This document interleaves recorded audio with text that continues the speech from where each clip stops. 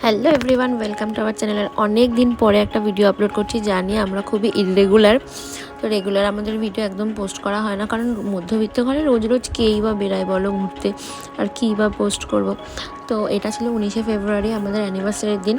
তো আমরা গেছিলাম একটা রুফটপ ক্যাফেতে। আর দেখো ভিউটা কত সুন্দর। আমি তো গিয়েই প্রথমে দাঁড়িয়ে ভিউ দেখছিলাম, আর তারপরে আমরা একটা স্টার্টার অর্ডার দিয়ে দিয়েছিলাম, আর এখানে আমাকে খাইয়ে দিচ্ছিল।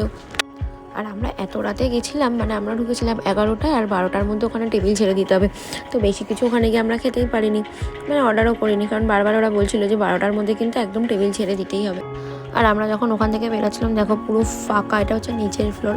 তো 12টা বেজে গেছিলো, তো তার জন্য ওরা সবাইকে বের করে দিয়েছিলো, আমরাই লাস্ট ওখান থেকে বেরাচ্ছিলাম। তো এবার চলে যাবো আমরা বাড়ি ডিনার কিনে নিয়ে। তো এখানে আমরা বিরিয়ানি কিনে নিয়েছি, আর আমার সব জিনিস ওর হাতে ধরিয়েও দিয়েছি।